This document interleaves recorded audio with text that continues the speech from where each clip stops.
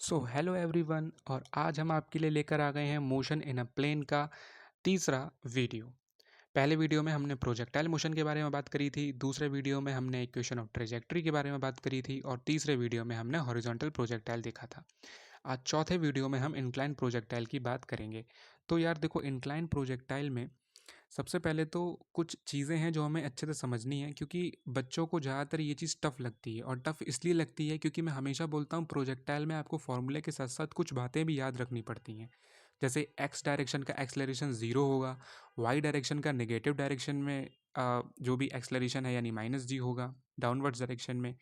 And और भी जो मैंने उस टाइम फर्स्ट वीडियो में बातें बताई थी कि मैक्सिमम हाइट पर आपकी जो वाई डायरेक्शन की वेलोसिटी है वो ज़ीरो होती है, एक्स डायरेक्शन की वेलोसिटी हर जगह सेम रहती है। तो ये कुछ ज़रूरी बातें भी आपको फॉर्मूले के साथ साथ याद रखनी पड़ती हैं प्रोजेक्टाइल में, देन आप चीज़ों को कर पाएंगे। तो बात करते हैं इंक्लाइन प्रोजेक्टाइल की। तो यार देखो, इंक्लाइन प्रोजेक्टाइल के जो सवाल होते हैं और इंक्लाइन प्रोजेक्टाइल को समझते समय भी हमें दो ऑब्जर्वर के रेस्पेक्ट्स में चीज़ों को समझना पड़ता है। पहला ऑब्जर्वर जो कि इंक्लाइन पर खड़ा हुआ है जैसा आप देख सकते हो, और दूसरा ऑब्जर्वर जो ग्राउंड पे खड़ा होता है। तो सबसे पहले हम चीज़ों को समझेंगे जो ऑब्जर्वर इंक्लाइन पे है, इंक्लाइन पे खड़ा हुआ है उसके रेस्पेक्ट में, with respect to observer standing on the incline. ठीक है। तो देखो यार, इसमें क्या होता है, सारी वही प्रोजेक्टाइल वाली चीज़ें हैं, कुछ चीज़ें डिफरेंट होंगी वो बताएंगे। जैसे मान लो आप देख सकते हो इस डायग्राम को, पहले आप ध्यान से देखो तभी आपको चीज़ें समझ में आएंगी। और बहुत क्रिस्टल क्लियर यार मेरे भाई, हर चीज़ होगी, बस अच्छे से समझो, 2 मिनट बस इस डायग्राम को ध्यान से देख लो, फिर मतलब तुम्हारा क्रिस्टल क्लियर हो जाएगा इंक्लाइन। देखो मान लो हमने यू वेलोसिटी से किसी भी बॉल या किसी भी ऑब्जेक्ट को प्रोजेक्ट किया विद एन एंगल थीटा। अब ये जो थीटा एंगल है ये इंक्लाइन के साथ में एंगल है, और ये जो अल्फा एंगल है ये इंक्लाइन का एंगल है, कि इंक्लाइन हॉरिजॉन्टल के साथ में कितना इंक्लिनेशन पे है वो है अल्फा, और जो थीटा है वो बताता है कि जो बॉल है या कोई भी ऑब्जेक्ट है वो इंक्लाइन के साथ में कितने एंगल में प्रोजेक्ट किया गया है, वो होता है थीटा। तो इसमें दो एंगल्स चलते हैं, एक थीटा एक अल्फा। ठीक है। तो मान लो कि हमने बॉल को यू वेलोसिटी से प्रोजेक्ट किया with an angle theta with the incline not horizontal. ठीक है। तो हमारे पास में जो भी हॉरिजॉन्टल वेलोसिटी होगी वो यू कॉस थीटा हो गई, vertical velocity u sine theta हो गई। वेलोसिटी को आप रिजॉल्व करके इजीली ये निकाल सकते हो। ठीक है। अब देखो जो वाई डायरेक्शन है, ध्यान से देखो, यहाँ वाई लिखा हुआ है, वाई डायरेक्शन, और उधर इधर साइड में एक्स डायरेक्शन। ठीक है। तो ये क्या है, ये आपके एक्सेस हो गई, एक्स एक्सेस और वाई एक्सेस, ये थोड़े टिल्टेड हैं, कोई प्रॉब्लम नहीं है, इस तरह से मैंने शो कर रखे हैं। ठीक है। तो जो वेलोसिटीज़ के कंपोनेंट्स थे वो निकाल लिए, horizontal velocity u cos theta and vertical velocity u sine theta. इसके बाद यार बात करते हैं इंक्लाइन में ग्रेविटी की, यानी कि जो आपका एक्सलरेशन है जी उसकी। ठीक है। तो इसमें देखो क्या है, हमारे पास अगर ये एंगल अल्फ़ा है तो ये वाला एंगल भी अल्फ़ा होगा, ये जो लिखा हुआ है। ठीक है। इसको आप देखोगे तो एंगल के मतलब इसको रिजॉल्व करोगे जी को, तो इस साइड आ जाएगा आपका जी कॉस अल्फ़ा, और एक्स डायरेक्शन की तरफ आपका चला जाएगा जी साइन अल्फ़ा। ये जो जी साइन अल्फ़ा और जी कॉस अल्फ़ा है ये दोनों के दोनों नीचे की तरफ है, यानी डाउनवर्ड्स डायरेक्शन में है, तो ये दोनों नेगेटिव साइन के साथ में आएंगे। और दूसरी चीज़, जी कॉस अल्फ़ा जो है वो वाई डायरेक्शन का एक्सलरेशन है, और एक्स डायरेक्शन का एक्सलरेशन जो है वो जी साइन अल्फ़ा है। एक चीज़ नोटिस करने वाली क्या है कि प्रोजेक्टाइल में एक्स डायरेक्शन में जो एक्सेलरेशन होता था वो जीरो होता था, बट इंक्लाइन प्रोजेक्टाइल में एक्स डायरेक्शन में भी एक्सेलरेशन है। इस बात को ध्यान रखने वाली है, और इसको ध्यान रखें आप तो बहुत इंपॉर्टेंट है। ठीक है। इसमें एक्स डायरेक्शन में भी एक्सेलरेशन है और वाई में भी, एक्स में जी साइन अल्फा और वाई में g cos alpha with negative sign. ठीक है। क्योंकि डाउनवर्ड डायरेक्शन में जा रहे हैं। जो भी चीज़ें डायग्राम में लिखी हैं वो सब चीज़ें बता दी हैं। अब देखो यहाँ पे मैंने अलग से बॉक्स बना के रखा है, इसमें चीज़ें लिखी हैं, यू एक्स यानी एक्स डायरेक्शन की velocity u cos theta, y direction की velocity u sine theta, x direction का acceleration minus g sine alpha and y direction का acceleration minus g cos alpha. ठीक है। अब बात आती है, ये सारी की सारी जो चीज़ें लिखी हैं, वेलोसिटीज़ के दोनों कंपोनेंट्स, एक्सलरेशन के दोनों कंपोनेंट्स दोनों डायरेक्शंस में, ये सब उस ऑब्जर्वर के रेस्पेक्ट में लिखा है जो कि इंक्लाइन पर खड़ा हुआ है। बात समझ में आ गई।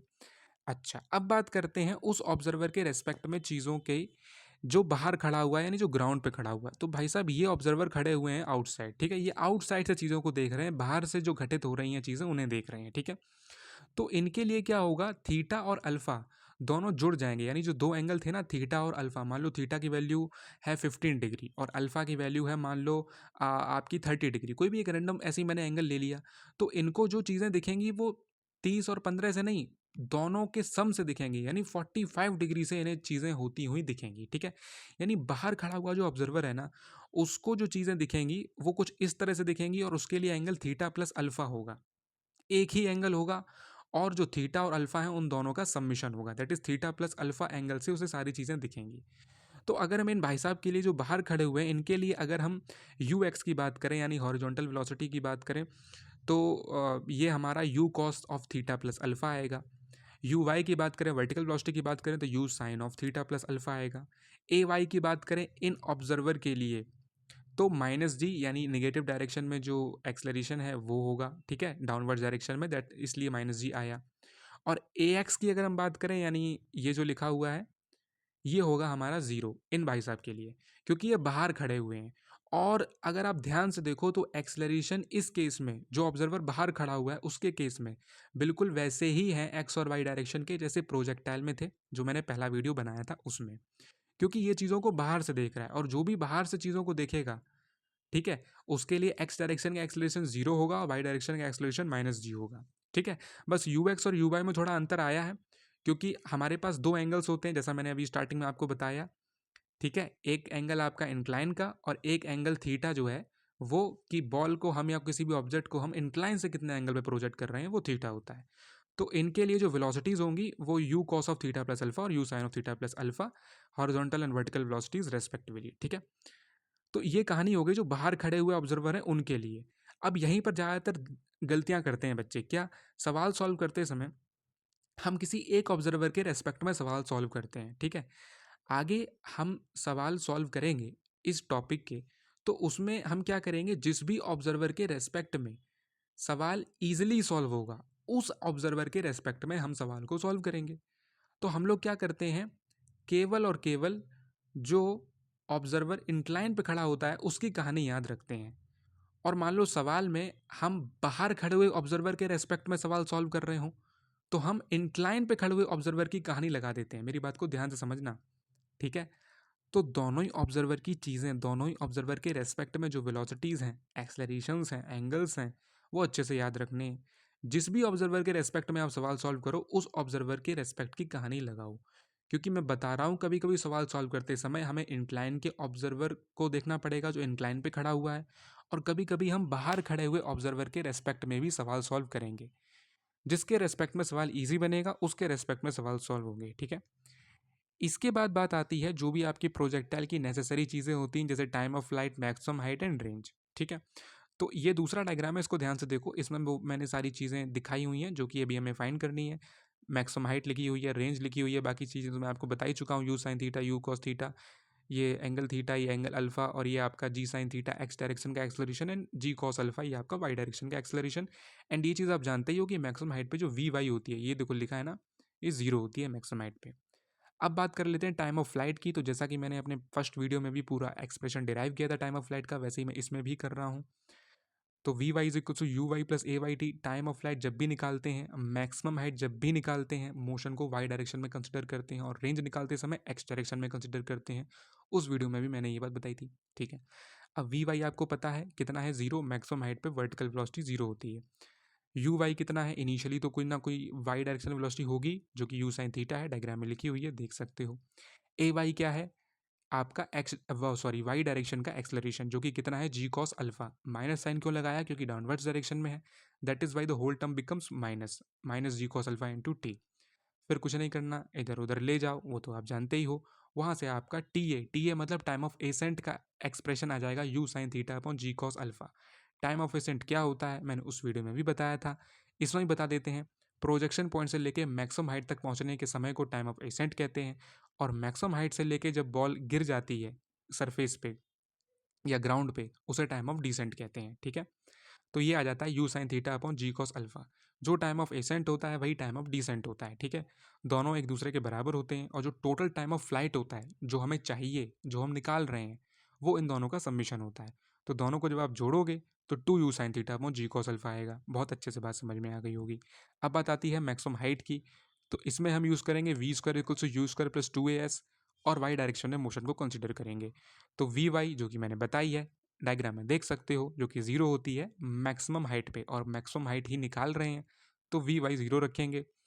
फिर यू वाई देखो, इनिशियल वेलोसिटी वाई डायरेक्शन में यू साइन थीटा है, तो इसका स्क्वायर करेंगे तो u square sine square theta, and a y जो कि आपकी जी कॉस अल्फा है, देख लो डायग्राम में, जी कॉस अल्फा है, नेगेटिव डायरेक्शन में है, मतलब डाउनवर्ड डायरेक्शन में है, इसलिए माइनस जी का साइन आया, तो -2g cos alpha.sy, जो एस वाई है it means displacement in y direction, और we can say that vertical height, ठीक है, वही होती है एच मैक्स।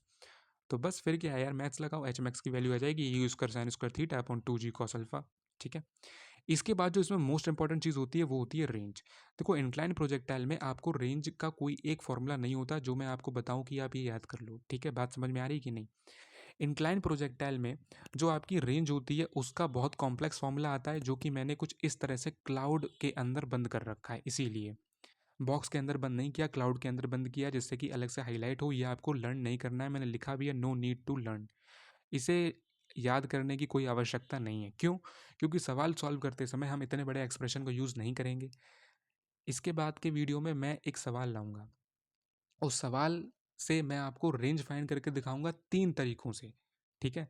जो भी तरीका आपको अच्छा लगे वो आप अडॉप्ट करना, ठीक है। 3 तरीकों से उसमें डिस्कस होगा पूरा रेंज कैसे निकालें, ठीक है। इसमें बस ये चीज़ देख लो कि रेंज का इतना भयंकर फॉर्मूला याद करने की बिल्कुल ज़रूरत नहीं है, बार बार कह रहा हूँ। बस ये देख लो कि निकलता कैसे है, आता कैसे है, ठीक है। तो सिंपल चीज़ है, S equals U T plus half A T square लगाएंगे। रेंज मतलब हॉरिजॉन्टल डिस्टेंस, यानी कितना एक्स डायरेक्शन में वो डिस्टेंस चला, ठीक है। तो s x is equal to u x t plus half a x t square. अब यहाँ पे आपको आप समझदार हुई, एस एक्स ही आपकी रेंज होती है जो हॉरिजॉन्टल डिस्टेंस है, यू एक्स मतलब u cos theta into t, बार बार दिखा रहा हूँ मैं, माइनस में हाफ ए एक्स जो है वो आपका एक्स डायरेक्शन का एक्सेलरेशन है, जो कि जी साइन अल्फा है। डायग्राम में देख लो भाई, ये देखो एक्स डायरेक्शन का एक्सेलरेशन जी साइन अल्फा देख लिया, वो ही यहाँ पे लिखा है डाउनवर्ड डायरेक्शन में है, इसलिए माइनस के साइन के साथ पूरा टर्म हो गया। फिर आप क्या करो, यू कॉस थीटा जो टाइम का एक्सप्रेशन हमने अभी अभी डिराइव किया था उसकी वैल्यू रखो, minus half g sine alpha, into में जो टाइम का एक्सप्रेशन है जो हमने अभी अभी रखा था उसका स्क्वायर आप यहाँ पे रख दो, ठीक है। यही चीज़ आपको करनी है। ये सब चीज़ें जब आप पुट करोगे तब आपका इतना बड़ा इतना भयंकर एक्सप्रेशन आएगा, ठीक है। तो डरने की ज़रूरत नहीं है, अगले वीडियो में बताऊंगा, बहुत ईजिली रेंज कैलकुलेट होती है, इतने बड़े फॉर्मूले से नहीं, बहुत ईजिली, ठीक है। तो यही चीज़ इसमें पूरे में थी। यहाँ पे मैंने यही लिख रखा है कि we can solve the range in incline projectile from the observer who is standing outside because acceleration in x direction is zero. अब देखो अगले वीडियो में मैं आपको यही चीज़ बताऊंगा कि कैसे आप बाहर खड़े हुए ऑब्जर्वर के रेस्पेक्ट में इंक्लाइन प्रोजेक्टाइल की रेंज निकाल सकते हो। बेसिकली अगर कहें तो हम उसे इंक्लाइन रेंज बोल सकते हैं, ठीक है। तो इंक्लाइन प्रोजेक्टाइल में बाहर खड़े हुए ऑब्जर्वर के रेस्पेक्ट में आप कैसे रेंज निकालोगे वो अगले वीडियो का टॉपिक है, ठीक है। उसमें पूरा अच्छे से डिस्कस करेंगे, ठीक है। अब ये जितनी भी चीज़ें थी जो हमने इस वीडियो में कवर करी, that is time of light, maximum height, ये सब पता है क्या है, ये सब वो एक्सप्रेशंस हैं जो कि इंक्लाइन पर खड़े हुए ऑब्जर्वर के रेस्पेक्ट में है, ठीक है। जैसे अगर आप यहाँ पे ध्यान से देखो तो हमने प्रोजेक्टाइल में जब टाइम ऑफ फ्लाइट का फॉर्मूला पढ़ा था तो पढ़ा था 2u साइन थीटा अपॉन जी, वहाँ पे जी कॉस अल्फा नहीं था। यहाँ क्यों आया? क्योंकि यहाँ पे इंक्लाइन का जो ऑब्जर्वर है ना, जो इंक्लाइन पर खड़ा हुआ है, उसके रेस्पेक्ट में ये सारे फॉर्मूलाज बनाए जाते हैं, ठीक है। ऐसी रेंज का फॉर्मूला तो खैर छोड़ ही दो, वो तो बहुत ही बड़ा है। मैक्सिमम हाइट के फॉर्मूला की अगर हम बात करें तो जो प्रोजेक्टाइल में हमने पढ़ा था वो था you square sine square theta upon 2g, ठीक है। यहाँ पर क्या है, you square sine square theta upon 2g cos alpha. ऐसा क्यों है? क्योंकि यार यहाँ पर 2g कॉस अल्फा आया वो एक्सलरेशन जो कि इंक्लाइन पे खड़े हुए ऑब्जर्वर के रेस्पेक्ट में था, इसलिए ये फॉर्मूलाज इतने बड़े बड़े हो गए हैं, ठीक है, चेंज हो गए हैं। अच्छा, रेंज का फॉर्मूला भी इंक्लाइन के ऑब्जर्वर के रेस्पेक्ट में देखोगे तो इतना बड़ा बनेगा, लेकिन हम क्या करेंगे, हम करेंगे चालाकी, हम रेंज जो है इंक्लाइन प्रोजेक्टाइल में वो इंक्लाइन पर खड़े हुए ऑब्जर्वर के रेस्पेक्ट में सॉल्व ही नहीं करेंगे, हम तो बाहर खड़े हुए ऑब्जर्वर के रेस्पेक्ट में रेंज को निकालेंगे और फिर ज्योमेट्री लगाएंगे थोड़ी बहुत ट्राइंगल में और रेंज आसानी से निकाल लेंगे। अगले वीडियो में पक्का वो सारी चीज़ें बताऊंगा, ठीक है। तब तक के लिए बहुत बहुत धन्यवाद। और आई थिंक रेंज और इंक्लाइन वगैरह ये सब इंक्लाइन प्रोजेक्टाइल का पूरा टॉपिक आपका क्लियर हो गया होगा। मुझे नहीं लगता इतने अच्छे से आपको किसी ने बताया होगा, ठीक है। पहली बार में समझ में आ जाना चाहिए, दूसरी बार अब अगर आप देखना चाहो देख सकते हो। बहुत बहुत आपका धन्यवाद, अच्छा लगा हो तो चैनल को प्यार ज़रूर दें अपना, ठीक है, ताकि मैं भी मोटिवेट हूँ और आपके लिए अच्छी अच्छी वीडियोज़ लाऊँ। बहुत बहुत धन्यवाद।